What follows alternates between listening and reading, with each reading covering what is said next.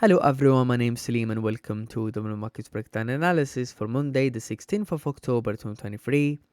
We'll be breaking down chart through the exact zones where price will close for potential buys or close below for potential sells as well.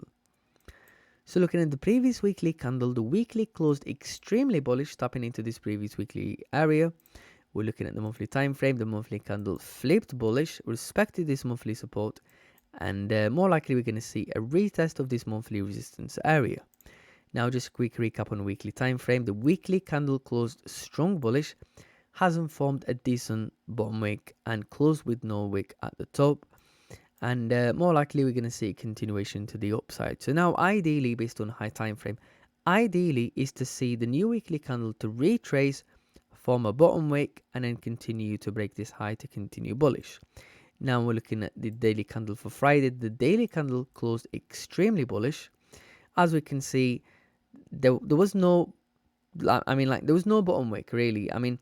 The anticipation, as explained on the analysis posted for Friday, as we've seen how this candle closed weak bearish, forming weak daily resistance and rejecting the upside.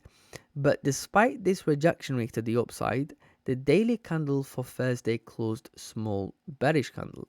So obviously the anticipation was to see a pullback on the daily time frame, and then a retest of this rejection that was formed on Thursday.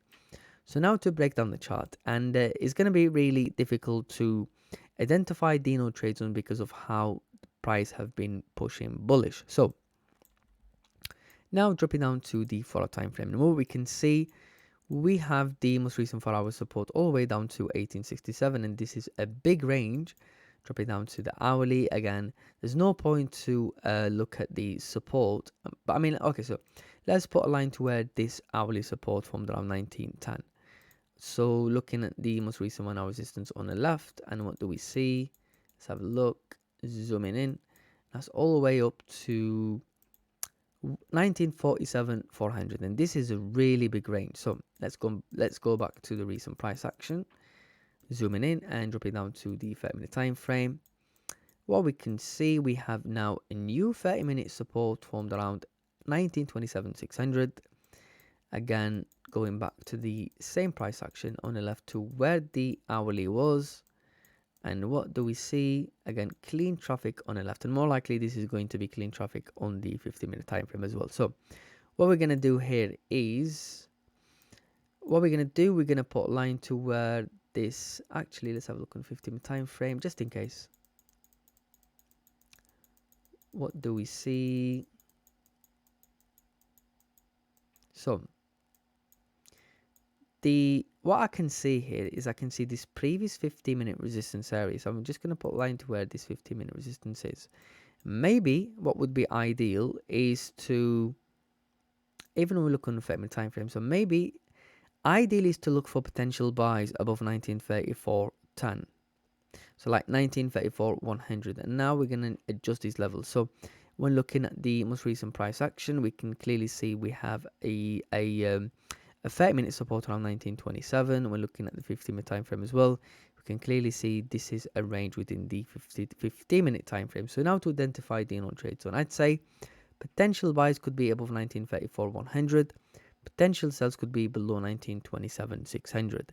And I know this is a really small range for price to consolidate, but ideally is to wait for price to break out of this range during high volume time. And this is going to be the no trade zone.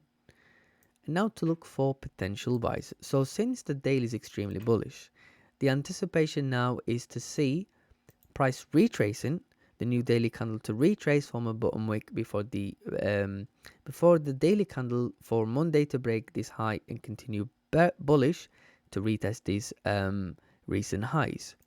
So what we're going to do here is we're going to look at the monthly. The monthly, there isn't really much we can identify apart from this monthly resistance, and this is a really big range. So dropping down to the weekly time frame. The weekly time frame, we have a weekly resistance formed around 1940 100. We're going to keep an eye on this one. The reason why we're going to keep an eye on this one is because this weekly candle rejected the upside, this weekly candle broke above this weekly resistance, as we can see, and then rejected the upside and closed weak bullish. And then obviously the following candle broke below and continued bearish.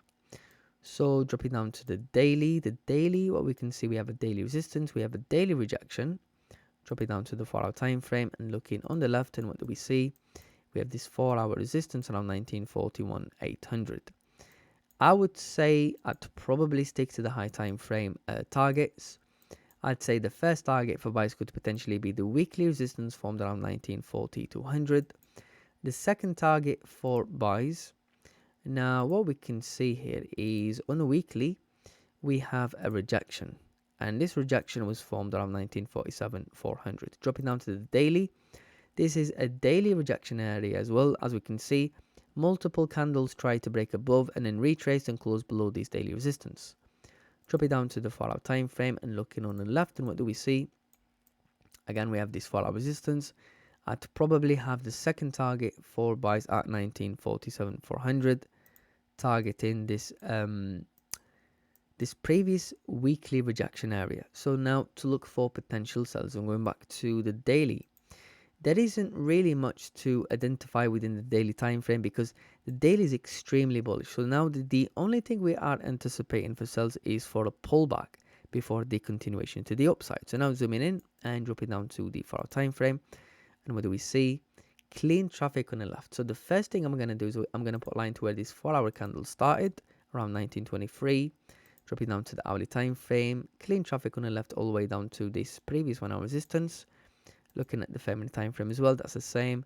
And then when looking at the 50-minute time frame, we have two 50-minute support. Okay, so in this cases, what I prefer to do is look at the previous price action. So looking at the daily, the first thing I can see is I can see this previous daily support from around 1921-200. Drop it down to the 4-hour time frame and looking on the left, and what do we see? We have this previous 4-hour support around 1917, and this is a big range. I'd say the first target for sells could potentially be 1921-200, targeting this previous daily support. The second target for sells, now we could probably have the second target for sells at this previous 1-hour resistance formed around 1913-500.